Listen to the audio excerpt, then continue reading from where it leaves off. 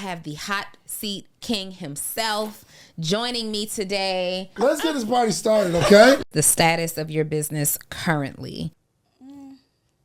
There's nothing here. Your content is all wrong. Your main lead generation source is word of mouth. Referrals are good, but they make entrepreneurs lazy. The landlord is giving you trouble. Now the landlord is saying he's not sure if he wants to sell the space. Because it's not making any money at all. What's the outcome for a business when they hire you? I don't think I would consider even this venue space now, knowing what I know. Are people losing money because they don't have you on the team? Yes. There's not an objection that can't be solved and solved for a very reasonable cost. You got to strip away everything that's not working. How's your social media presence? I'm working on it. Sometimes we produce excellent content, but it's the wrong content. And you're excellently producing the wrong content. You're not really doing anything to bring traffic in. You're spending X amount of time doing unnecessary work. What's next, in my opinion, is the purchase of your own building. Yes. The narrative is we all need to stick together. Welcome to another episode of Full Transparency with Donni Wiggins, where on this platform, I sit down with entrepreneurs and talk to them about their journeys. And sometimes I sit down with entrepreneurs and offer live real-time business coaching. And before I introduce the entrepreneurs that we have here today, I want to highlight that I have the hot seat king himself joining me today, and he has promised to not make this the hot seat, but it's going to be valuable information. And I lied. If y'all think y'all ain't about to get this work, you got another thing coming. Let's get this party started, okay? What's your name? Started. Oh my God. I lied. I ain't gonna lie to you. Let's do it. Okay. Let's go. What's your names? Let's go ahead and jump into it. Oh, you want me to go inside? Okay. All right. I'm Courtney Scipio, owner of IBA Event Rentals, located in Charleston, South Carolina. So we have an event rental company, and we have an events venue space as well. Okay. And Hi, I am Lynn Bonner. I am the CEO and founder of Undeniable Collective. And my focus is really on small businesses, coaches, and healers setting their processes, their standard operating procedures so that they can stop the chaos in their back end and focus on what they love to do in healing and helping others. Okay. First thing I want to know about is the status of your business currently.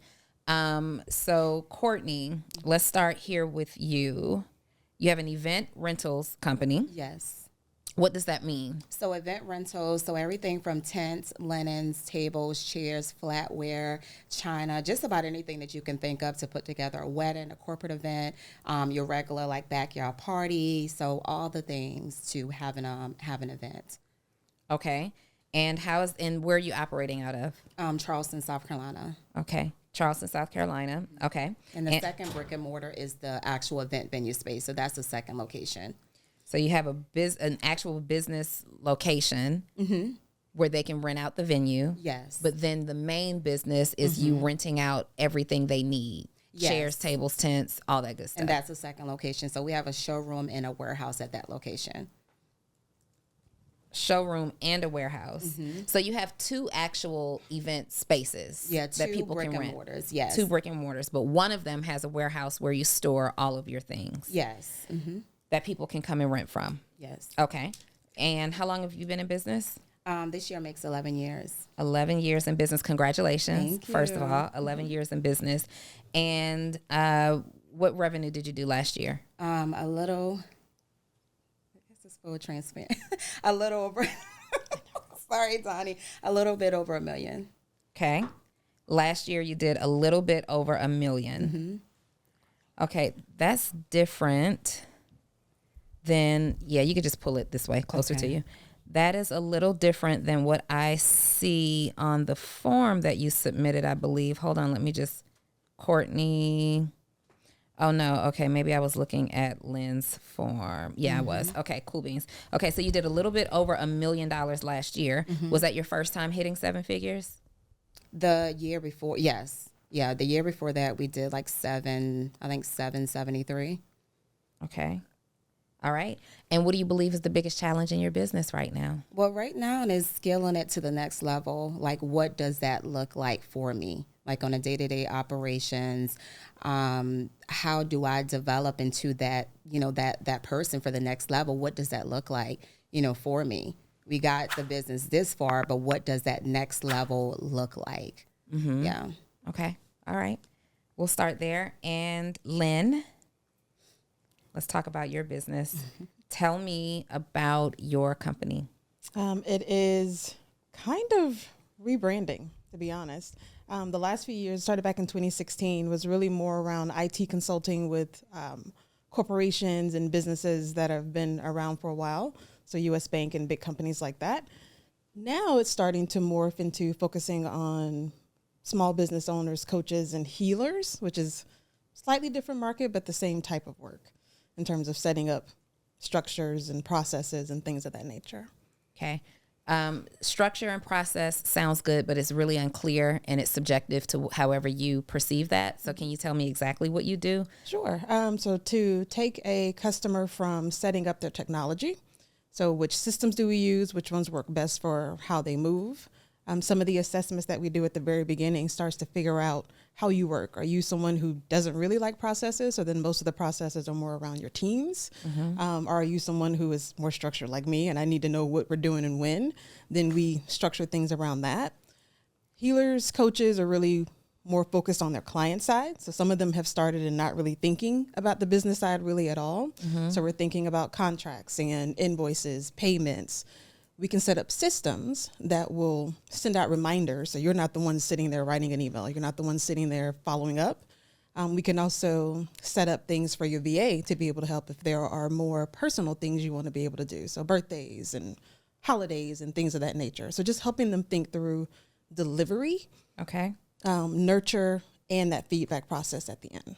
Okay. And what's your current business struggle that you are looking to overcome? Most of my business is referral.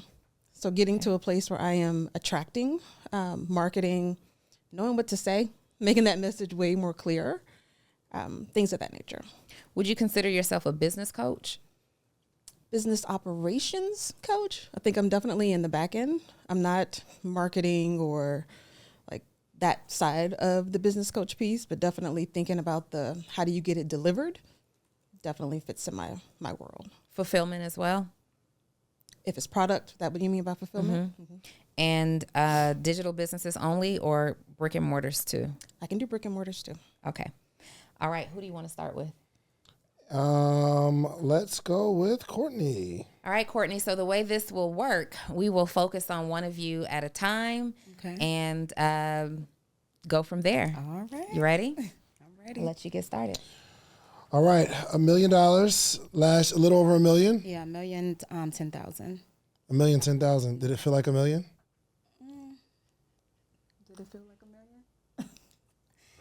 Yeah, I mean, did it feel like a big with the workload? I would say definitely. Mm-hmm. Yeah, we can tell with the workload, logistics, all that stuff is picking up. So yes, With the fruits of it, did it feel like we were 50% more successful than last year? Yes. Mm-hmm. So it's a pretty profitable business, right? It is. Okay. What was the profit? Bottom line was 163. So you brought home 163,000. Mm-hmm. So 10% profit margins. Yeah. Why though? Because you own the equipment, correct? Mm-hmm. That you rent out the equipment. Correct. Which means it doesn't really cost you anything other than the initial buy to start renting out the equipment. So it's like almost all profit after you, like if a chair costs you $30 or something like that, after you get 30 back, it's all profit. You've been doing it 7 years. We're still in the growth phase, so we're still like purchasing like inventory. Okay. So we probably need to take it back. So we've been in business 11 years, but I started the business with planning and designing. Mm-hmm. So we started that and we pivoted about 2.5 years ago, and we went into rentals full time. So I no longer plan, I no longer design. Now it's just full rentals at one location with our warehouse and showroom, and then the other location is the actual venue location where we rent out for parties and weddings and stuff like that. Got it. So brought in $1 million. We profited $163,000. How much do you know how much inventory you bought last year? Not off the top of my head. It was a good bit, and we're still purchasing this year. Dance floors, staging, all of that good stuff. We're still purchasing that this year. Okay. Our hard costs right now is we have 2 leases, or is your buy the buildings or you're leasing? No, that's another part. Like that was a huge part. That was over like 100 and something thousand just paying rent. So we lease both of the buildings both of right them. now. 100,000 total or 100,000 each? Total. Got it. So they're about $4,000 or so, $4,200 a month. Ashley Phosphate location is a little bit over 11,000, and the venue location is 5,500 a month. Then that's like $250,000. I mean, it's about $200,000 in rent. It's not It might be 100,000. close. I can't remember right off my looking at my profit and loss, but it's in the high 100,000s. Like as far as the what we're paying in rent. So I just actually got an approval to purchase the location on Dorchester Road. So that's what we're working on now. Good. Okay. Yes, that was one of our biggest things because of we're paying so much in rent. And also the conversation with our accountant as well. Like, you need to find something because this is a whole lot. And we're stuck in a triple net, so we're responsible for everything. So if the AC goes out, everything, we're responsible for it. So you probably at, like, for sure, $250,000 in, like, the hard cost of just the venue between, because we got 11 plus 5, that's 16,000. That's $200,000 for the year. Plus, if something goes out, electrical, gas, if you have gas, water, y'all pay for all that? Yes, not gas, but we do water and we do electric. Got it. Trash. So out of that $1 million, it was probably $250,000 in just those hard expenses. And then we spent a bunch of money on getting more equipment. Yes. And then, of course, payroll. And then payroll. That was, I don't know the exact number, but I know that was a large number as well. And then in our busy season, we do hire contractors as well. So that goes towards our costs as far as, they're not on payroll, but, the cost of paying them for the labor to help us in our busy season. So. Got it. Okay. I got a bunch more questions. Go ahead. Okay. Yeah. All right. So 163,000, where do you think the rest of the money's going?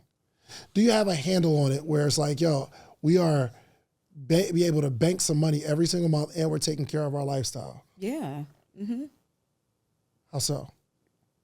Or just tell me how. Like, what are we doing with it? I mean, we're able to take care of that. So I have an income account, I have an operating account, and I have a tax account, and then I have the profit account for us as well. So we take and we divvy that up. So everything comes into the income account, and then I divvy everything up into the operating account, the tax account, the profit account, and do it like that. Good. So every month we're rolling around and we still have money in the bank. So we can run payroll, we can do whatever. We're on payroll as well. Our kids, they work in a business, they're on payroll as well. So we're able to take care of everything and, still function and live a decent life and all that good stuff. Got it. What brings you the most money in your business? The rentals. Which items? Rentals? Probably I would say table, chairs, and tents. Got it. Okay. And how often are you doing events? Just about every weekend. Sometime it could be Friday, Saturday, and Sunday at the venue. If you're talking about the venue, that's every weekend. And like today, we have somebody that booked it yesterday and today. So sometime it's booked during the week as well. But that's just the venue. But as far as rentals, that's during the week. That's every weekend. That's like nonstop because we deal with a lot of corporate clients, hospitals, weddings. And how big is the venue that you do the event spaces? It's total with the front and back space is about 6,000 square feet. And how much is the storage space? The storage space is maybe 2,000, 2,500 square feet of that. Okay. All right. So you're doing about $20,000. Most of your money comes on the weekends, yes? No, throughout the week as well. Throughout the week? Okay, good. Yeah, okay. Because of those corporate clients. We're in Charleston, so we get a lot of destination clients as well.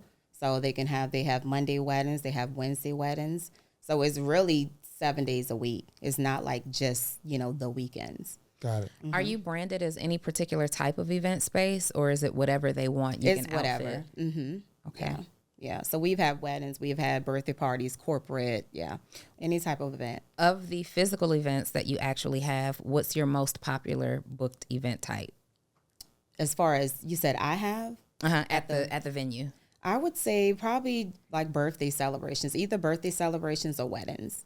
Birthdays and weddings. Mm-hmm. Okay. And are these kids' birthdays, adult birthdays, formal? A mixture of both. Okay. Mm-hmm. Yep. And where's most of your business come from? The rentals. That's where the majority of the revenue is. Well, how are people finding you? Word of mouth. I do have someone off of Fiverr that worked on the SEO for us. Referrals. We have a showroom. So our showroom has been a huge part of our expansion and bringing business in. So our showroom is about 2,800 square feet. So we have mock tables and linens, and it's really beautiful when you walk in. So it's very inviting. So we'll have planners come, corporate people come if they want to put together a mock table or, to kind of see their event beforehand and put some plates and linens and all that stuff together. They can do that as well. But so you're not really doing anything to bring traffic in. Social media. Of our business is word of mouth and referrals. You do the same thing. Yeah. It kind of shows me that we're maybe spending all of our time on admin stuff and we're not going out to get more business. Mm-hmm. Yeah, that's something that's definitely on my task list. Since we hired a second girl up front, so we have two people that does the upfront and the showroom. So that was the plan. Once we hired her, we started her in February. That was a plan for me to get out more, to get my face out there more, go to hotels, go to different venue spaces, and really market. So. Gotcha. Any relationships with event planners in the area? Yes. Okay. Mm-hmm. Yeah, and from my previous role as being an event designer. Yes. Yeah, so I think that helped us out as well because we already kind of had our foot in the door with the event industry. But yes, we have a lot of different relationships with venues and hotels and planners. How are you nurturing those relationships? Christmas. So when Christmas just passed, I sent them some baskets from wine and country baskets. So I'll send those. One of our venues, they just needed some draping, like something last minute. So my husband, he actually went and actually did that free of charge, just did it for them because they spent, they sent a lot of clients and a lot of referrals to us. Mm-hmm. So we do that. Send follow-up emails. But, yeah, we'll send gift baskets around Christmas time. But I definitely can approve in that area. For sure. So just for clarity, your main lead generation source is word of mouth, right? Number one. Mm-hmm. And the mouths that are doing the referring, are they mostly your event planners who are suggesting your venue? Or how are you measuring it to be sure who's actually doing the referring? I'm not. Yeah. Like I don't have something in place that really measures like who's doing it. Okay. I mean, if someone calls and they'll say that this person referred us, or it's another large event rental company in our area, and they refer all the time. So that's the first thing that they would ask. And then the girls with the phone, they started asking that as well. Like, well, how did you find us? Like, who referred you? And then that's how we find out. But to have something like in place, a system, we don't. We don't have it, yeah. Okay. And give us your website. It's www.iba and then rental, that's singular, and then SC as in South Carolina.com. Sorry, give it to me one more time. www.iba rental, so RENTEL is singular, and then SC as in South Carolina.com. Okay. The website looks great. Thank you. It really does. This your venue outside and all that? No, that's a venue that we do a lot of business with, and they provided those photos to us. So that's a venue that you do a lot of business with. Mm-hmm. Are there any pictures of your actual venue? Yeah, if you click on venue, okay, it'll show you. It's some pictures of inside. I see. Okay, so your venue is it indoor or outdoor? Indoor outdoor. Okay. Yeah, I don't have any outdoor pictures on there, what I'm looking but for. Yeah. Okay. It's nice. This is very nice. These prices that are stated on the site, is it just for bare bones venue? It comes with 100 gold Chiavari chairs, and it comes with 16 tables and a bar. Just the bar, no alcohol or anything, just the actual rolling bar. Does it come with any type of service? No. Okay. It's just the venue. So it's the venue, chairs. Okay. These are actually pretty good packages. Yeah, these are really good packages. I think one of the areas of opportunity is going out to get more business. And I think the way to go out to get more business is, especially because you were in the event design area, you know a bunch of event planners in your area, you need to start having mixers, I would say, once a month or once every 2 months. That's on and it's so crazy. I told my husband, I was like, this is so crazy that we moved into the new showroom and warehouse in 2021, and we haven't had, like, we had the initial grand opening, but we haven't had like an actual open house. Yeah. And I like that you said monthly, because I was just thinking maybe May we'll have an open house, but I do kind of like the monthly networking thing. Yeah, I think I will open it up, and I don't know if you are the person to gather everybody, but you find somebody like, yo, the narrative is we all need to stick together. People who do AV, staging, all that kind of stuff. Right. Even the people who do rentals like you, anybody that's in that space, if you have a space and you become the hub of this particular mixer where everybody's getting value, you become top of mind when it comes to whose event space are we going to rent, whose rentals are we going to use, because you are taking care of you're my homie now. Right. So we gotta get more creative with how can we get more people in our venue, find super influential people in the area and partner on their events. Saying, yo, if you have, let's say Donni lived in South Carolina, you say, yo, Donni, I see a podcast, you are doing amazing work. I think we need to have like a women empowerment event. We can sell tickets. You have the influence to get people there. You ain't got to worry about nothing but the promotion. We'll worry about everything else. Venue, layout, staging, all that kind of stuff.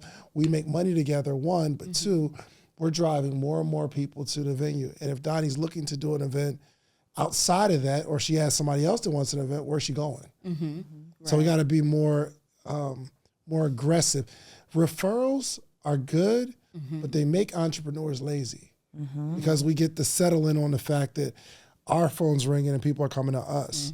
But if we want to be like super booked and busy, we got to be more aggressive. And the more referrals and more business that you're going to get, you create higher demand, and we can start raising these prices up a little bit because we have more demand than we have supply. So now we can make more money for doing the same thing, but we got to get more aggressive. Yeah. Definitely. I think the monthly mixer is a great idea. Yeah, I do like that. Yeah, I think it's an amazing idea, and I would almost treat it like an open house, the same way that realtors will do realtor views of a home, like before you can bring in your clients and things like that. You have just like an open house for your event planners, an open house for your photographers, your videographers, things like that. So they come and they feel VIP, right?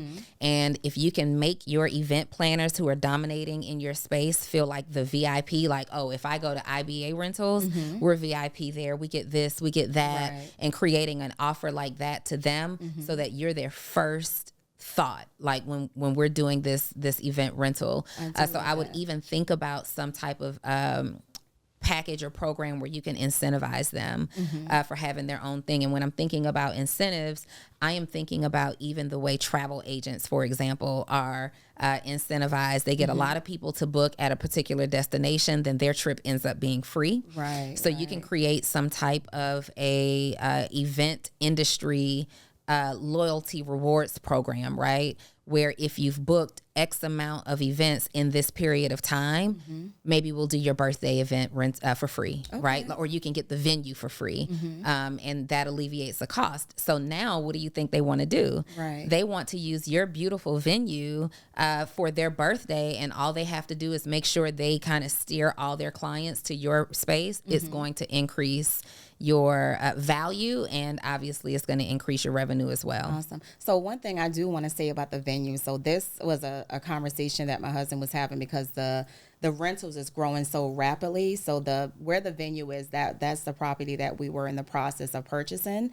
So we were thinking after we built the warehouse there in the back, we wanted to turn the venue space into warehouse space. Okay.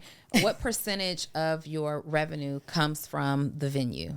Well, usually it's around six figures, but last year it was 88,000, and that was because we were blocking off dates because we were in the process of purchasing. So we were thinking like, okay, renovation is going to start here. It didn't start. It's going to start here. It didn't start. So we were and we lost a lot of dates last year. But the bulk of the revenue is coming from the rentals. I'm sorry, real quick.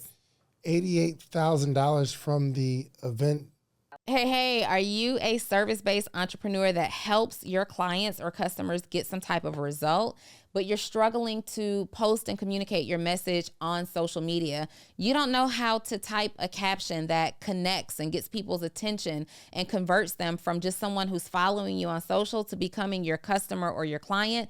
Great news is that's my superpower. So I'm sending you 3 text messages every single day, excluding major holidays, directly to your phone of exactly what you need to post to get people to buy and convert them into clients and customers. All you have to do is join my program, Post to Paid, and you can do so by texting the words Post to Paid to 404-737-2767. And the best news is just $37 a month. So hurry up, send me the text. I'm looking for it now. Space bookings. Yes. That's the one that's $11,000 a month? No, that's the one that's 5,500. So 5,500. So the storage space that's 2,000 square feet is $11,000 a month? No, the storage space that's 22, that's in back of the venue. So we have the actual venue space, and in back of the venue space, we have the actual storage, like warehouse space. So before we moved on Ashley Phosphate, that's where we were. So we were operating, the venue was in the front and the storage was in the back. So that's where we like started that's where the rental company So you was. don't have 2 different locations, one where you store all the stuff. Okay. Yeah. Where you store all the stuff, how much is that rent? That rent, that's the 11,000. 11,000 just for storing the stuff. No, that's for storage. So we have the warehouse in the back, and then we have 2,800 square feet in front, which is the actual showroom. So they have 2 locations. 2 locations. One location is a venue and a warehouse combined. Got Yes. it. The Okay. second location is just the venue. I see. So you Yes. have 2 venues where people can rent out. No, it's just one venue. So the showroom and the warehouse, that's for the rental company. It's not a venue. So the showroom is you come in and you can see what we have available. Yes. In the back is where we store all of the inventory Yes. that you actually rent. Yes. There's no venue space there. There's no venue space. Okay. There's So 2,800 then square feet. the second location is just venue. Yes, So it's a there's venue. one rentable space, standalone, and then the other space is like the showroom of examples. I see. Yes. And then in the back is the warehouse where they store it. Yes. That combo location, that rent is $11,000 for that total space. For that space. And then correct. the other space, how much is the rent for that? That's one? 5,500. Okay. And that's what I was saying, that we started because we have the venue and there's a wall. So behind that wall is where the storage space is. So before we moved to the showroom and warehouse, the one that's 11,000, we started there. If that makes sense, where the venue space is, and we were operating our rental business out of the back. Right. So your venue space, the revenue declined because of the transition that you had to Yes, go in. of purchasing and not knowing when renovation was going to start. But it's done now, right? No, When will that be done? we're in a, now the landlord is saying he's not sure if he wants to sell the space. Like, I'm approved for the bank, I'm approved for the amount that he wants. Now he's coming back saying he's not 100% sure if he wants to sell the space. Okay. So we're in limbo right now. Let me ask you this. So we did 88,000 from the venue, from people booking events. Typically do about 100,000. Yeah, right? over 100,000. Over 100,000. So if 5,500 times 12 is about 60, let's say less than $70,000 in rental. But we still got to pay lights, electric, water, all that kind of stuff there, right? And then we do $900,000 from rentals. If I'm you, I'm closing that event space down. That's about her. I know he would 100% agree. It don't with even you. make sense. It's Yeah. just taking too much energy for no reason, because it's not making any money at all. Actually, you're probably losing money, and I don't know what percentage of people that book the space, and I would imagine in that 88,000, it includes renting stuff from you. No. Or it comes with the stuff It comes already. with it. Yeah, I'm shutting that down. Absolutely shut. Yeah. Absolutely shut that down. Yeah, it's just losing money. How much more time do you have in that lease? To the end of this year. Okay. Yeah. All right. And for clarity, which space does the landlord not want to sell? The venue space, the big one. Yeah, the venue Okay, space. so the small one is the one that we need to shut down. The venue space is the one with the 6,000 square feet. The one we're started at, that's the one he doesn't want to sell. That's the one. Hold on, real quick. So the actual showroom is how many square feet? The showroom is 2,800 square feet. 2,800. And how much in the back? 2,000, right? No, you're talking two different locations. Ma'am. Okay, we need to give it a name. Yes. We need to give it a name. Yeah, so you're we're going to say venue, we're going to say warehouse. Yes. Okay. Warehouse has the showroom and warehouse in this one address, correct? Yes. Warehouse has the showroom, and warehouse has warehouse space in the back. Yes. As well. Yes. How much is the warehouse space in the So back? the warehouse space is 8,000 square feet. 8,000 back. warehouse. Okay, Yes. I got you. And showroom is 2,800 square feet. So this is the rental location. Yes. The venue, how many square feet is that That's one? the 6,000. Okay. Do you need all 8,000 square feet for a warehouse? Yeah, we're out of space. You're out of space. Yes. Okay, you're out of space for this location. You've outgrown it. How much more time do you have in that lease? Well, I can actually, that one was a 5-year lease, and we got in that one in 2021, but I can actually get out of that lease because we had some problems with water intrusion. So we went through lawyers, and I have it in writing that I can I have a get out of question that for lease. you. The landlord is giving you trouble now with your venue that could be very profitable, but you can't make any moves there with your renovation until you know if you're going to own it, right? So they're holding up cash flow that you could be making. You've outgrown the other location. That's your Yes. show. So if we close the venue space down, you still don't have enough space. And that's- why aren't you buying another commercial building that you can outfit with all 3 spaces in one? That's what we're looking into now. So I actually just sat down with the commercial realtor and got, with her involved, and we're supposed to meet back on Friday to see what's on the market. Yeah. Yeah, I'm because not buying- I was really dependent on the venue space because I've leased that space For out what, since though? 2018 I'm because sorry. it's 2 acres. So we wanted to build a warehouse there. We was going to actually see. build a warehouse in the see. back because it's a large space. It's in a great desirable area. It's right on the main road. So we were going to build our warehouse there. That We makes were- sense. Yeah. So that's why we sense. were dependent on that, and we leased that location for the past 5 years. But now, now that he's saying this, I don't know if that's a sign from God or just whatever. So now we're in limbo. We don't know what to do. We have the bank behind us. We have the funding. They funded us, a good amount to purchase. So now we're trying to figure out what's next. What's next, in my opinion, is the purchase of your own building. Yes. And I wouldn't consider, first of all, I don't think I would consider even this venue space now, knowing what I know in terms of the size. You can't use that multifunctionally, right?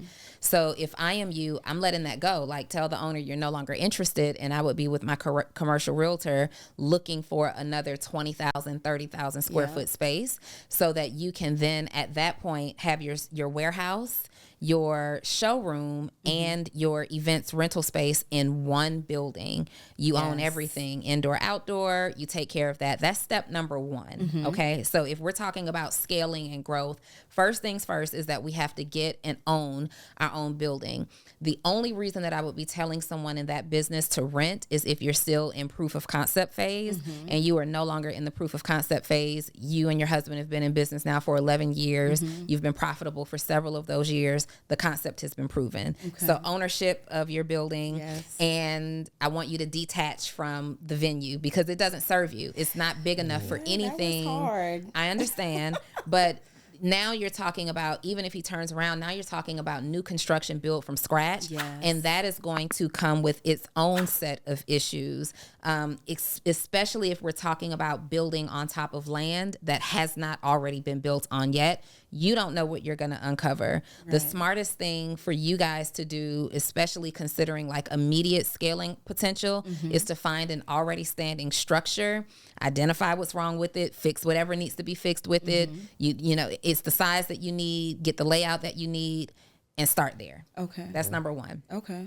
Those warehouses, though, especially if it's not, like if it's for storing, those I'm finding out now that those aren't really that expensive, finding land, because it's like 4 walls, a floor. It's not. I mean, you want it like heated. You know what I mean? Heated and cool. Just make sure it's temperature regulated. But if you got enough space, that could work. That would be the ideal situation. And we got a quote for it, and I felt it wasn't compared to what he wanted for the land in the building, compared to what it would take to build it, and maybe, you know, as far as some land, because we're taking that option as well. It was really inexpensive compared to, you know, what he wanted. So it's a steal, basically. I feel like it. How long have you been waiting for him to make his decision? It's been a couple weeks, because I took my commitment letter from the bank and showed him everything and said we're ready and we can be closed in 10 to 15 days. And I mean, I still haven't heard back from him. What do you want for it? What did he want for it? 1.275. Okay. I mean, I think, but you have to put more money. I think for that, you can find just a 20,000 square foot something, maybe, because you're not in a major, where you at? Charleston, yeah, maybe like the outskirts or something like that. And I mean, we found 15,000 in Atlanta, 5 minutes from the airport, for $1 million. And you don't, like, that would be, if we could take that building and give it to you, and that would be I'm perfect. like, y'all want to move to Atlanta? Right. we can do this thing. A cool $1 million to get you something nice. You just got to be not thinking event space too. I'm sure you'll find something nice. I think we're exiting the event space. We haven't fully made that decision, but how rentals is going. Let's go and make that decision, bro. Right? Oh, it's already made. Okay, cool. Thank you. He said it's made. Good. It's made. Yeah, all he right. was the one that brought it up, so. Yeah, let's lock it on like this the thing we do. That makes sense. We're reading this book called 10X is Better Than 2X. Y'all read that? Y'all read Not that? yet. Yo, We will. Read that. Oh my gosh. So he starts talking about it's actually harder to 2X your business than it is to 10X your business, because 2X is incremental growth. 10X, if you're thinking, how do I 10X?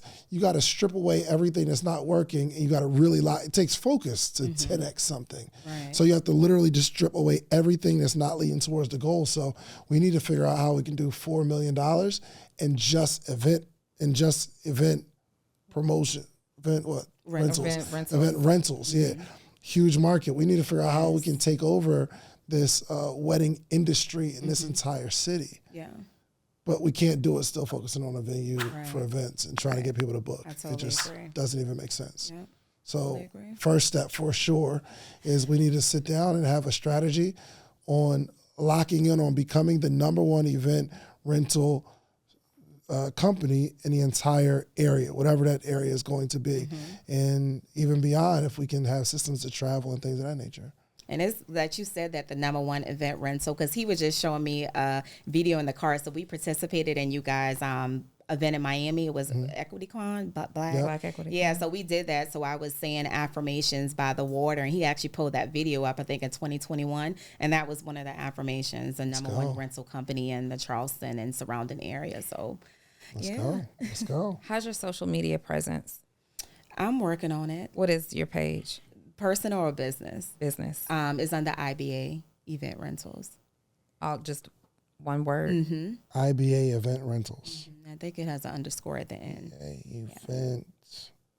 Event Rentals, yes, underscore. Yeah, IBA we do Event pretty Rentals decent underscore. on that. With that, it's just my personal page. Okay. Looks good. It's okay. The But images. this isn't y'all event. This isn't y'all venue, right? It's just for the event. No, that's Rentals, just the yeah. rentals that we.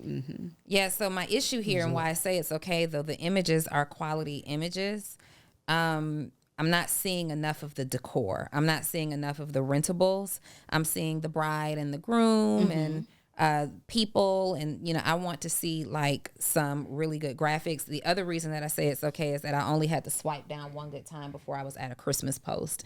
So that means that you guys are not posting enough content, just kind of overall. But I want to see more of the decor. I want to be able to come here. Like if I go to another events rental page, Bree, can you text me the event rental place that we rented those arches and stuff from? I want to be able to go to your page and say, oh, wow, they have these arches. Oh, wow, they can do, this. I don't know the name of a whole lot of decor stuff, but they can do these balloon arches. Oh, wow, they have those chairs. Like, these are the chairs that are hard to find. I want to see things like that. But I also, if you're going to eliminate the venue space, which I'm not completely sold on, if you get a building that can accommodate it, I'm personally not completely sold on eliminating the venue space, but I am sold on the idea of closing down the one that you have right now. For sure, for sure. But I believe that the venue space can make a ton of money and can be multifunctional.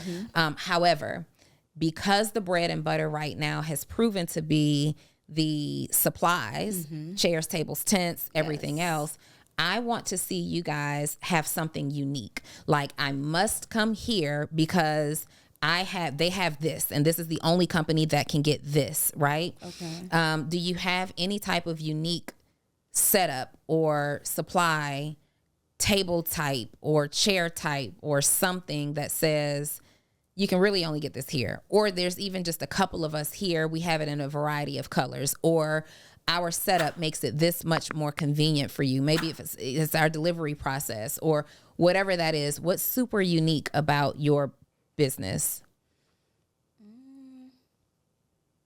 I mean, I would say, I guess maybe the delivery process, maybe with the guys, or our extent. It's not unique, but customer service. We always get those people always talk about that in regards to our customer service and our process, and just easy doing business with us.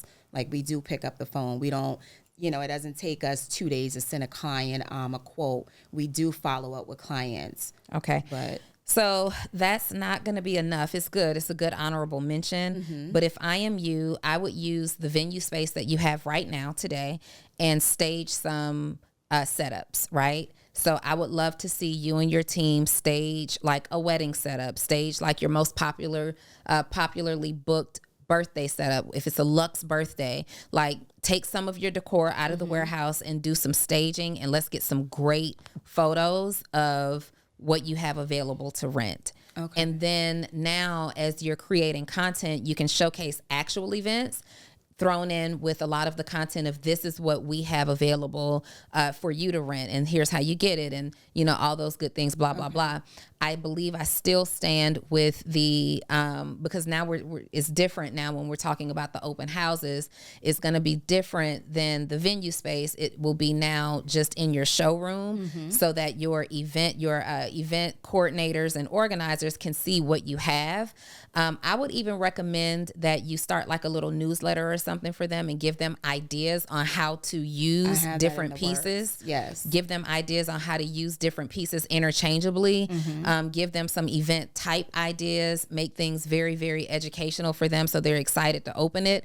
But I would also still incentivize it. Like, if they sell X amount of packages in a given period of time, then they can get, the decor or whatever still for their birthday. So now we're talking about the actual decor items instead of the venue. They're interchangeable ideas. You can do the same thing with both. We got to get to Lynn, so I want to wrap up what our suggestions are for you. Number one, it's going to definitely be to get your own space. Yes. I would recommend that you get a 30,000 square foot space and keep the venue in there, because if you're going to have the building, it's going to end up paying for itself anyway. And there's so many other ancillary offers that you can add in there in terms of just making money from that. Like, if you got to pay for the space anyway, let's make it. But then venue becomes what, parking, and that's just a whole totally different. Yeah, and I don't know if we were having that discussion with that and just dealing with it on top of, like, the rental is already busy, but dealing with the venue, and if it's booked Friday, Saturday, and Sunday, you got to do the cleaning and the turnaround. It's just that's a good point. I mean, that's a good point. So it's going to boil down to the building that you end up purchasing. Does it have the land to accommodate the parking? And if so, great. When you have an event, that's valet's job to handle that. You bring in a valet company, you bring in a housekeeping team. There's not an objection that can't be solved, and solved for a very reasonable cost, right? So the cleaning and all that stuff, none of that's important. It's a bare bones venue rental space, very, very moderate cost in order to get those things done. But your focus can absolutely be just on the tools. We got to get the social media together, but I also want you to run some ads. Oh, really? Okay. Yeah, for sure. I would run some local Facebook ads for local business, and I would definitely highlight, and it's okay to go ahead and start referring to yourself as Charleston's #1 events rental resource or events rental go-to, right?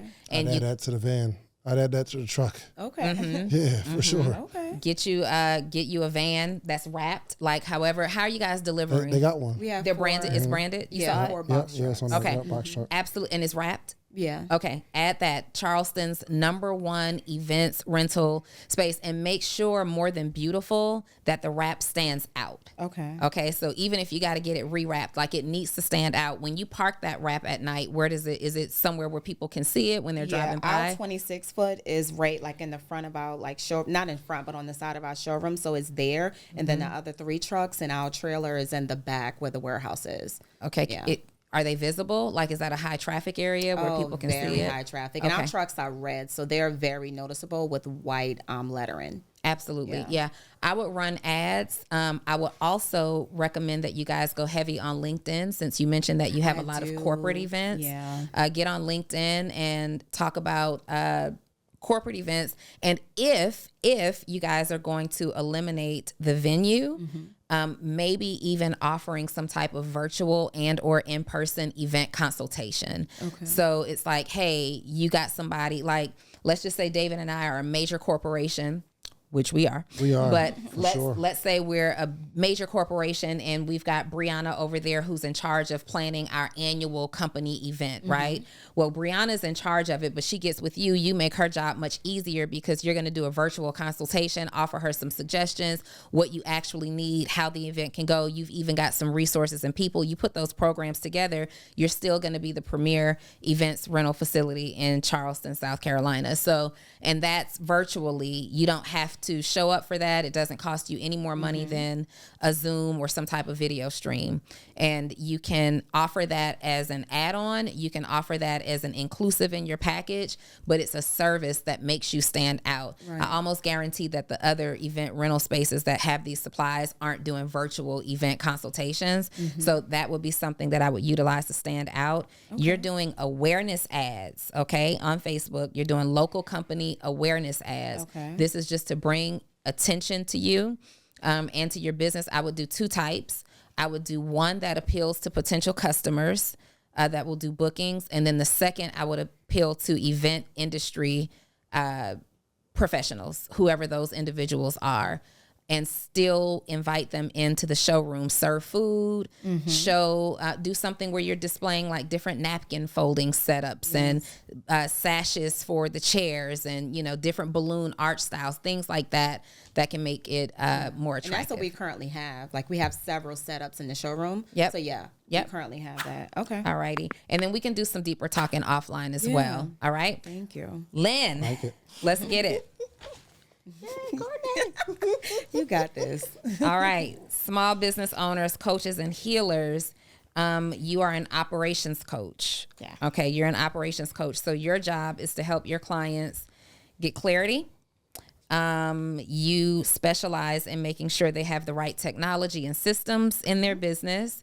You help them put contracts in place where they don't have client contracts in place. Invoices, payments, and automating like the billing system and all that stuff. Okay. Talk to us about what your needs are. You mentioned messaging. You mentioned clarity. Let's get started with, remind us of what your major needs are. Major needs. It's interesting you said focusing in on the admin stuff, because I'm processes and systems. So I'm like, ooh, how do I tweak that? How do I make that better? So it's really more of how do I get out of that in my own business and in other people's business, and think about it more from a marketing perspective, and thinking about how do I continue to attract, but also how do I hone in on who I want to attract and the best words to say, I guess best ways to help them know that, 1, I exist, and 2, that I can actually help them in the things that they probably didn't start their businesses to do. Most of them weren't thinking about systems. They were thinking, how do I help? How do I heal? How do I do my superpower? So how do I use my superpower to help their superpower? Got it. How do people find out about you? You said it's a lot of referrals, right? It's more referrals. So it's from the businesses that I've already helped. And they're like, hey, you should go talk to Lynn because she does this thing. Got it. Or they find me on LinkedIn and see my experience in terms of consulting in the Big Four. And they're like, oh, you still do that? And the answer is yes. And then they come from that way. And what is the outcome of your service? A technology that takes them from the time a customer says yes to the time they can deliver. So it's kind of their special sauce depending on how they work with their clients. So we tailor that, and then all the way to feedback. So they basically have a system. I mean, that tells me what you do, but what's the outcome for a business when they hire you? After you put the system, that does what for me?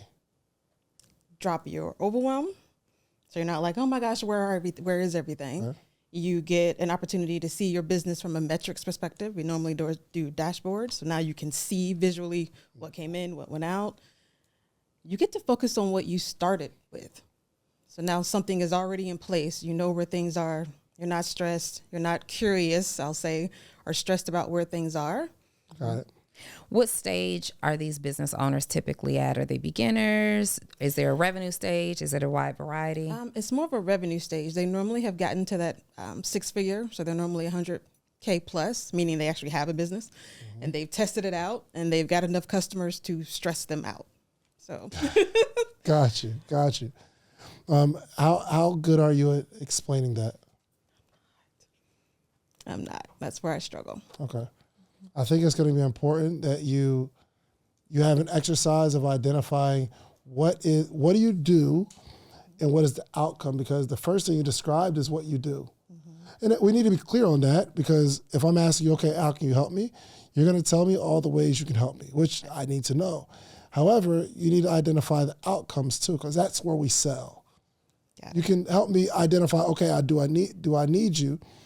But when you start identifying the outcome, that's when I'm weighing between the price I'm going to pay and am I going to hire you to do it? Got it. Because of this outcome, this result that you're going to give me. So are people losing money because they don't have you on the team? Yes. Well, we need to talk about that. And you need to be able to explain that. You're spending X amount of time doing unnecessary work. And if you can calculate how much a company makes by how much time they're putting in, we'll still make the same amount of money with the same amount of time. But if we had spent less time here, we can allocate this time somewhere else and multiply our income, which makes the amount I'm going to pay you insignificant. If I'm going to give you $5,000, but you're going to help my business grow to $10,000 a month, that's a no-brainer. But I think I'm not sure on like healer part, but you have coaches, consultants, and other people that heal people. That's a part of the market. Of like Reiki and energy work. Like they have practices, they have people come to them, they do work on those people, chiropractors if you want to put it that way, but they like have physical locations. So I am also confused with how healers specifically fits in. I am also confused with how healers specifically fit in, because you communicated small business owners, coaches, and then healers. Healers is very specific. And when I'm thinking healers, I am thinking, I'm not thinking chiropractors. Different. Right. I am thinking people who are highly spiritual. They are maybe in practice of meditation. You mentioned Reiki, things like that. Not like doctors. When people use the term healers. And so that is one area that we can go ahead and clarify, that we have to clarify right away. You either work with small business owners or you don't. Or you either only work with like coaches and consultants, which healers can kind of fall into that, right? Or you don't. And that can help clear up, number one, that. But then you also said that you work with brick and mortar type businesses. How long have you been in business? 2016. Since 2016. And the majority of your clientele type is what? Is the coaches and consultants. Okay, what type? Like, are they accountants? Are they business? Like, They what are kind? life coaches, wellness coaches. They're more in that space. Life coaches, Thematic coaches. wellness coaches. So you deal with lifestyle coaches. A lot. Okay. So you help lifestyle coaches. Got it. That's a start, for sure. Am I your type of client as a business coach? Hey, CEO Donni Wiggins here, and I am so excited to announce my new mentorship group is dropping. You may have already heard about it, but I wanted you to hear it from the horse's mouth directly from me.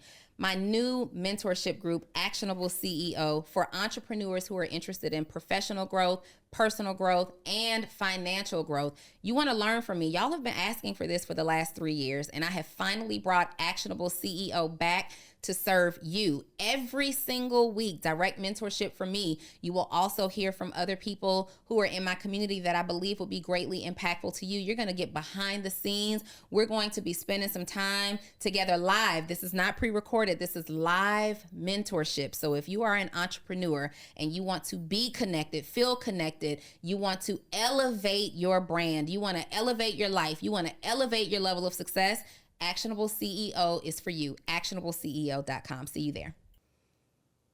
It depends. It goes down to the definition of a business coach.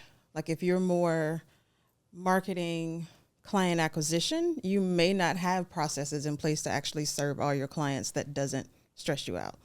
So if I think about the invoicing, the contracts, things of that nature, you may not have those things in place. You might just be doing the work. So depends on how you define business coach. Well, I think what you're saying is it's less about how I define business coach and more about how what I have in place already, right? So I want to get really, really clear on the type of entrepreneur that you help before we round it out into messaging. Okay. So if I am a business coach, let's say I am a 6-figure business coach and I have a team in place, we're fulfilling, we need some help with technology. Maybe we want to transition from, I don't know, let's just say ClickFunnels to go high level. Is that what you do? Yes. Okay. We're going to go high level literally right now. So you actually, in terms of that transition, do you build out the whole system? Do you say, hey, let's say from not ClickFunnels, let's say from Infusionsoft to go high level, CRM to CRM. Do you say, hey, I'm going to take all of your funnels out of Infusionsoft and put them over into go high level? Is that what you do? Okay. If I need to deliver a course, do you say, hey, we're going to take your information off of Google Docs and put it into this? Yes. Okay. If I need to collect money and contracts, this is what you do. So why does it matter if I'm a healer? How's that different from David being a podcast coach? It doesn't. I just like working with those people. It's more of a, it doesn't have to be stated that way, if that's what you mean. It doesn't have to be. But when I start talking about, so when I'm in conversation and I start speaking about crystals and meditation and frequency, I do not want to have someone be like, wait, what? Okay, but is are crystals, meditation, and frequency important to the outcome that they get?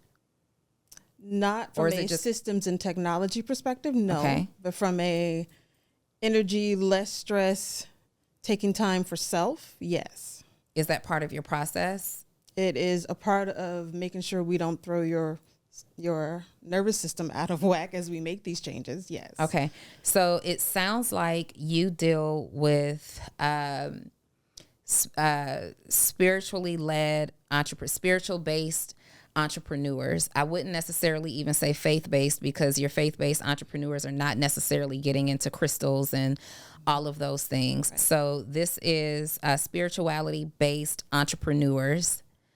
I serve spiritual. I serve. Do you only serve women or men, or is it both? It's both. Okay. So let's see. I think one of the things that I'm hearing is it's less about the business that the perfect business that you help, but it seems like that's a part of your practices, and you don't want to get with Donni, and because that's a part of your practice, she's like, hold on, that's weird. I ain't trying to do that. Right. And it's I for wanna be sure clear a on part that. of your framework. Every entrepreneur that you work with, you're talking about spirituality, you're talking about meditation, you're talking Frequency. 100% with every single entrepreneur that you work with. Okay. So what would you call that group of people? I call them spiritual. What do you call them? It would be more spiritual than religious. So yeah, I would spiritual. But feels not all simple. spiritual people work with gems and stones and stuff. So what would you call those people? I don't have a box for them. Okay. Yeah, I think you're the spiritual coach. You know what I mean? Like I think you're just trying to. One, in my opinion, and I don't know if this is true, that for you to implement a system in someone's business doesn't require some sort of spiritual healing for a system. We don't have to. So I think what you're trying to do is blend your spiritual beliefs into someone's system, which it seems like two conflicting messages. Like you're not coming. If I see you, I want you to help me in my system. I don't care what you believe. I don't care what your faith is. But that's almost like me being a business coach saying, you got to be Christian for me to coach you. Yeah, no. That's how I feel you're saying this. Oh, okay. Okay. Because you're going to impose some sort of belief on your client, and you want to find these spiritual people because they already identify with it. But that's going to cripple your business because you're going to run across somebody where you're like, yo, hold on, I didn't know how you fall this. Give me a system. Give me some tech in my business. But if you're going to have a hard time separating it, it's going to be a very strong challenge building your business unless you're only focused on this group of people who want spiritual healing and systems, which is a hard sell together. Yeah. So, but on the opposing end of that, there are coaches who are faith-based business coaches, right? They are operating from Christian belief, what God's word says, and they help entrepreneurs develop faith-based businesses, right? So I agree so that is a lane, but I agree with what you're talking about when you say that you work in operations, technology, and invoices. There's nothing spiritual about those things. Correct. These are just practical business steps. So you can either be that spiritual business coach that strives to seek spirit-based entrepreneurs who need help reducing overwhelm by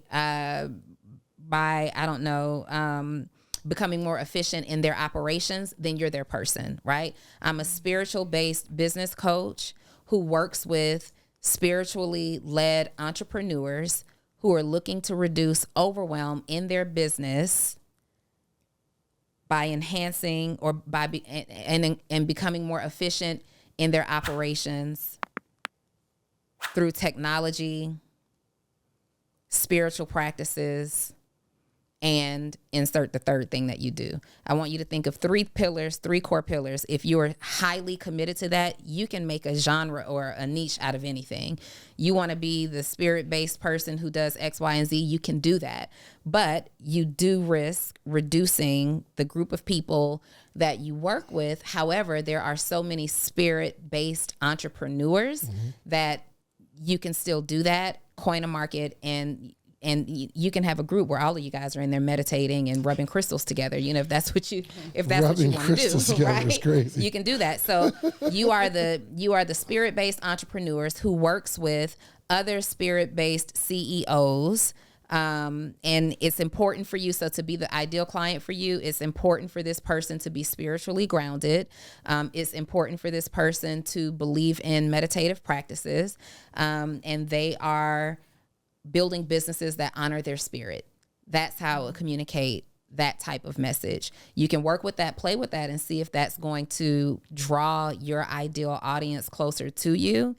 But the truth of what you do, Lynn, It's tech. is tech. Yeah. Okay? The truth of what you do is tech. And in that case, you are an operations business coach who works with entrepreneurs who need to reduce overwhelm in their business by solving their tech and operational issues. That's the messaging. Okay. That's simple enough. That's simple enough. Yeah. All right. So we're done with the whole spirit stuff. Out of the window. Now It's still there, but it's not. well, it's not in you. my messaging. It's in you. It doesn't have to be in them. Correct. Right. And even so, you know that you're an actionable CEO. You know, I don't rub crystals, but you know, I like to meditate and do all that stuff. And you know that, and I always invite people to check out, hey, if you don't believe in meditation, you check out of this. And you can ask that and make that more of an onboarding call with the client. Now, let me ask you this, because I am a spiritual based founder and CEO myself. I like to introduce meditation and things like that when I notice that CEOs are overwhelmed. It is not something that is required, but if that piques your interest, let me know and we'll work in this way. If not, off the table, we'll be very focused on technology. That's how you can integrate that into your messaging. Make it more a part of your onboarding call than your marketing. Okay. Okay? All right. Love that. Cool. That feels simple. That feels simple enough? That feels so simple. Yeah. All righty. So when you communicated what you needed, it was messaging and it was clarity. I think you got both. Got both. Are you sure? I think so. All right. One thing I want to look at, we got to wrap this up. Let me see your social media real quick. Okay, cool. I got you. Let me see. What's your page? I am Lynn Bonner. I am Lynn, Lynn. B as in boy. Bonner.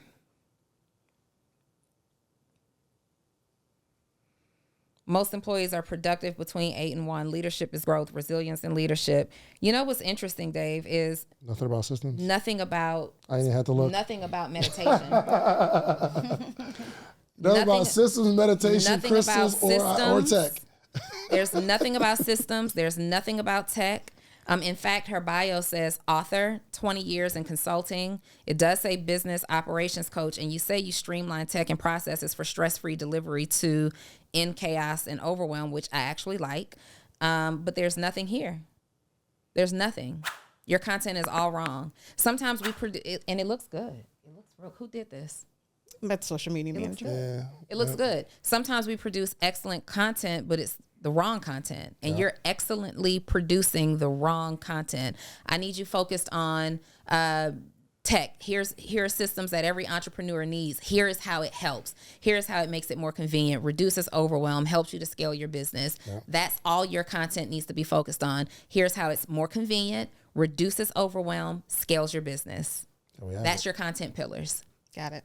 You didn't write that down. I know. I was listening. I was like scale tech. Like I was You didn't write that what part would down. that would be. All right. Ladies, any feedback, any final questions before we wrap this episode up?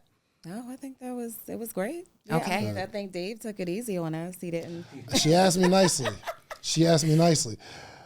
If we only had more time. Yeah. Especially you in this confusion, because I still think you're a little. We need to tighten it up a little bit. Still a little confusing, because I don't know if you want to be a coach and lead people down the path of spirituality, or you want to help with systems. I think But I we want to won't be find a that. consultant/coach that takes them down the systems. That if I mention any of the other things, I don't freaking scare them, which is a part of the. Yeah, but so onboarding here's piece. the thing. I'm into some really weird stuff behind the scenes. She hugs trees. It's the I hug craziest trees. thing. Trees are beautiful. I don't talk to my clients about hugging trees. You know what I mean? Got it. It's just not good for business, right? I understand energetically what it does for me, and I want everybody to go outside in the backyard and hug a tree.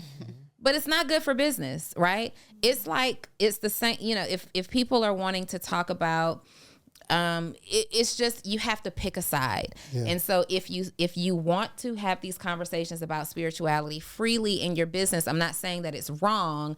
What I am saying is that you got to double down on it. Yeah, oh, for sure. You got to be. That's what I'm saying. It's not good for business unless you're owning this one space around this conversation. So if 19 Keys is going into coaching, that's his whole world. That's what he's about. So he's going to teach you about the chakras and all the things. I'm sure you rocks with 19 Keys. I know, because y'all. But he's not masking his message with systems or anything like that. Got it. You maybe have to identify what you're better at and what you feel most comfortable doing. So there's nothing wrong with being this spiritual coach. But you need to make a decision. That's where we're at. And I'm trying to help you get to another place in your life, not business. So I don't know if you can implement systems into spiritual. I don't know. I don't know how that works, but it's going to take some you searching you to identify what you really, really want. But I think it's like Donni said, it's necessary for what you do. For sure. For sure. Absolutely. We have a, hold on one second. The answer is no.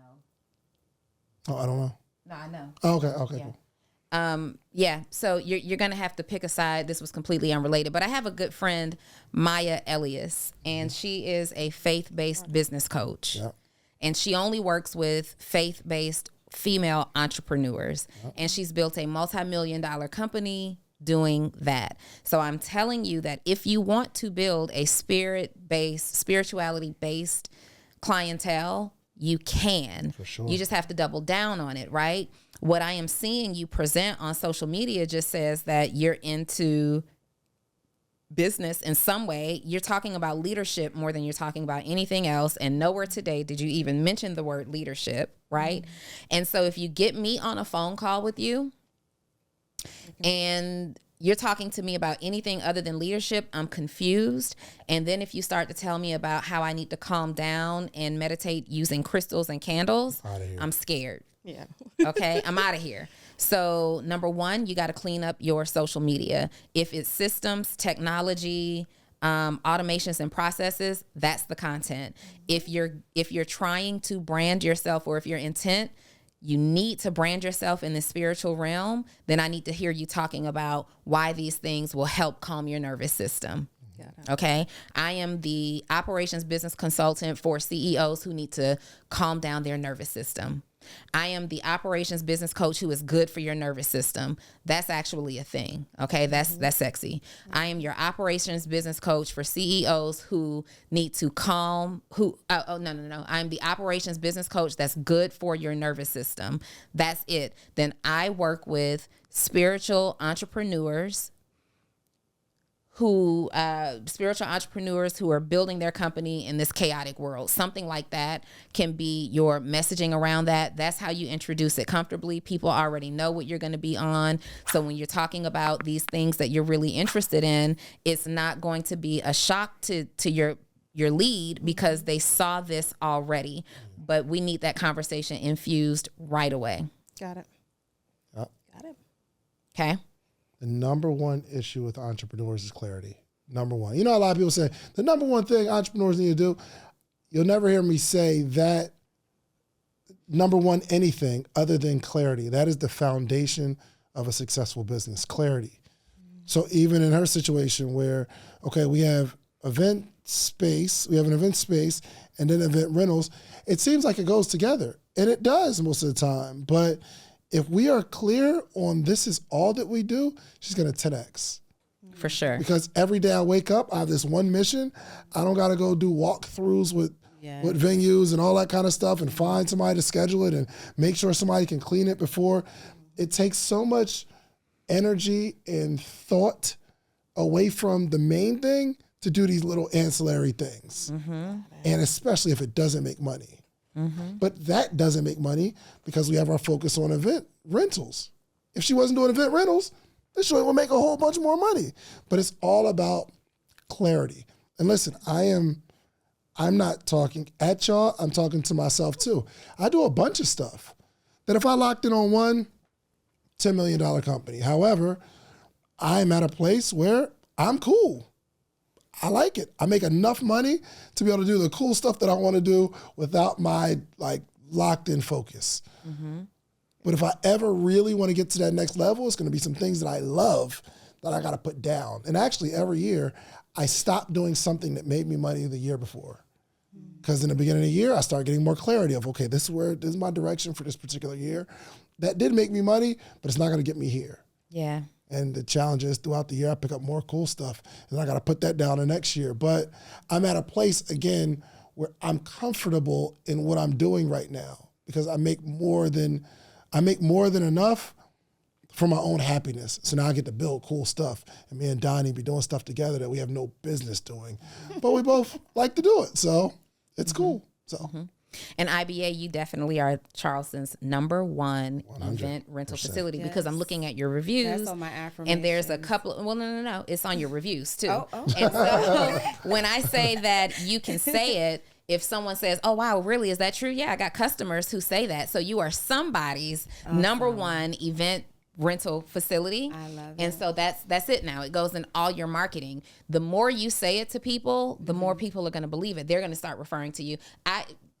People started calling me the number one business coach because David started calling me the number one business coach. And then once that started happening, now I have something to live up to. Now I actually have to be the number one business coach, right? So you put that messaging out there the way that you want people to see you. You put your messaging out there, Lynn, the way you want people to see you. And then you operate in a way that fulfills that fulfills what you put out there, and you will become it. But your messaging, both of y'all social medias are in need of some work, right? And it's kind of going to start there.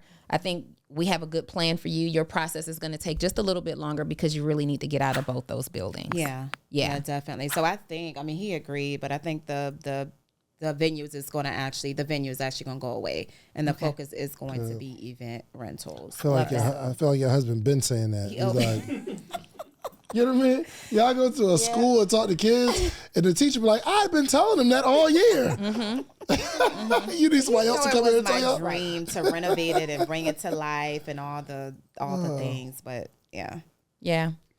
And maybe one day, it's done for now, but who knows what the future holds. Right. We're talking about scaling based on the climate that we're in right now and what the data says. Yeah. I love dreams so much, but the data, though. No, I totally agree. Yeah, and I love it. We love rentals. We love what we do. So, okay. Yeah. Yep. Well, thank you guys for joining me. Do you feel served as a result of today's conversation? Yes, this was good. This was good? This was really good. All right, good stuff. This is just the start, though. There's so much more that needs to be done that we can't possibly do in a 75-minute conversation. So we'll continue the conversation because I see so much opportunity for both of you guys and how to really build your business and expand. But this is a start. So let's start with this and then take the next steps. David, you have anything else? Nah, just go forth and be great, man. Keep going. Go forth and be great. Yeah. That's what you say? That was Go forth and be great. I don't know. I'm toned down right now. I'm just being. What would Hot Seat David say? I don't think y'all are gonna make the changes because most people don't. You get advice and don't do it and be excited, and then you leave here and you go back to wherever you've been because now the real world's. We go back to the environment and we're like, I don't remember why am I closing this down again? No, I love that. You're gonna get a call for a booking, and it's gonna be a big money booking too. You're like, oh, we gotta keep this. That's what Hot Seat Day. But this one, full transparency, is like, go for it, be great, go kill it, man. Congratulations. And be great. Let me add some fire. Here's how I hot seat them. Everybody in the comments, you've learned from this business coaching with two amazing entrepreneurs and two amazing business coaches. But here's what I need you to do. We gave both ladies some outstanding advice and some action steps that they can take right away, starting with, but not limited to, their social media content. Both of their social media platforms will be tagged wherever you are watching this video. God. If you do not see upgraded event rental content, okay, from IBA Rentals, if you don't see the tables, the chairs, the tablecloths, the way you style it, styling tips, things like that for events, I want you to flame her comments up all over her social media page. Okay, flame it. And on Lynn's page, if you don't see that her messaging is in alignment, if she's going with, are you going with spirituality or no? I don't know. You don't know? I'm gonna choose today though. She's gonna choose today. So if you see that her bio, okay, because she has a choice to make, if you see that her bio doesn't match her content, flame her comments on her social media up. You know why I'm doing this? Because when this episode drops in like 2 weeks, people always ask, did they make the changes? Mm-hmm. And we're holding you accountable to making those changes and understanding that you're going to face public scrutiny the same way me and David do. Mm-hmm. Yep. Holds you accountable to getting it done. So y'all got like a week and a half before this episode is ready to be fired up. Clips clipping. And this is going to be one, I'm pretty sure. And they ready to flame you. Yeah. They're ready. Yeah. Let's get it. All right, you guys, this has been another wonderful episode of Full Transparency with Donni Wiggins. Shout out to my business owners and CEOs for being here, and to my brother in success, Mr. Hot Seat himself, David Shands. We are out of here. See you next week. Bye.